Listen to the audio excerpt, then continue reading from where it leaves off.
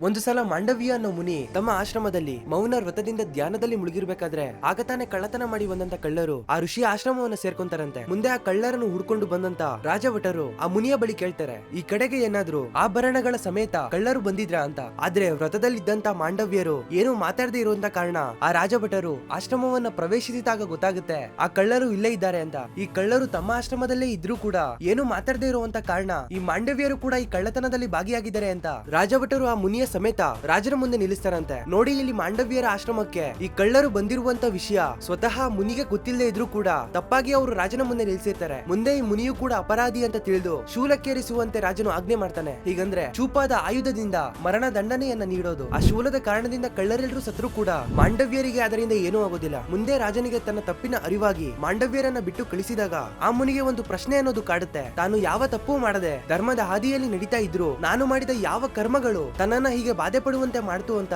ಹಾಗೆ ಇದ್ರ ಹಿಂದಿನ ಕಾರಣ ಏನು ಅಂತ ತಿಳ್ಕೊಬೇಕು ಅಂತ ಯಮಧರ್ಮರಿಗೆ ಕೇಳ್ತಾರಂತೆ. ಇದಕ್ಕೆ ಯಮಧರ್ಮ ಹೇಳೋದು, ಮುನಿಗಳೇ, ನೀವು ಸಣ್ಣ ಹುಡುಗನಾಗಿದ್ದಾಗ ನಿಮ್ಮ ಆಶ್ರಮದಲ್ಲಿ ಬರುತ್ತಿದ್ದಂತ ಕೀಟಗಳನ್ನ ನೀವು ಹಿಂಸಿಸ್ತಿದ್ರಿ. ಆ ಕರ್ಮವೇ ನಿಮ್ಮನ್ನ ಈ ಶಿಕ್ಷೆಗೆ ಒಳಗಾಗಿಸ್ತು ಅಂತ ಹೇಳಿದಾಗ ಮುನಿಯು ಕೋಪಗೊಳ್ತಾರೆ. ಯಾಕಂದ್ರೆ ಚಿಕ್ಕ ವಯಸ್ಸಿನಲ್ಲಿ ವಿವೇಚನೆ ಇಲ್ಲದೆ ಮಾಡುವಂತ ಎಲ್ಲಾ ಕಾರ್ಯಗಳು ಅಧರ್ಮವಾಗುವುದಿಲ್ಲ ಅಂತ ಯಮಧರ್ಮರಿಗೆ ಶಪಿಸಿ ಬಿಡ್ತಾರೆ. ತಾನು ಯಾವುದೇ ಅಧರ್ಮ ಕೆಲಸವನ್ನ ಮಾಡಿಲ್ಲದೆ ಇದ್ರೂ ಕೂಡ ನನ್ನನ್ನ ಕಡೆಗಣಿಸಿದ ಕಾರಣ ಎಲ್ಲರ ನಿರ್ಲಕ್ಷ್ಯಕ್ಕೆ ಒಳಗಾಗುವಂತವನಾಗಿ ದಾಸಿಯ ಗರ್ಭದಲ್ಲಿ ಹುಟ್ಟು ಅಂತ ಶಪಿಸಿಬಿಡ್ತಾರಂತೆ. ಮುಂದೆ ಧರ್ಮರಾಯನೇ ವಿದುರ ಅಂತ ಹೇಳಲಾಗುತ್ತೆ. ಇದರ ಬಗೆಗಿನ ಉಲ್ಲೇಖ ಬ್ರಹ್ಮಾಂಡ ಪುರಾಣದಲ್ಲಿ ಇದೆ.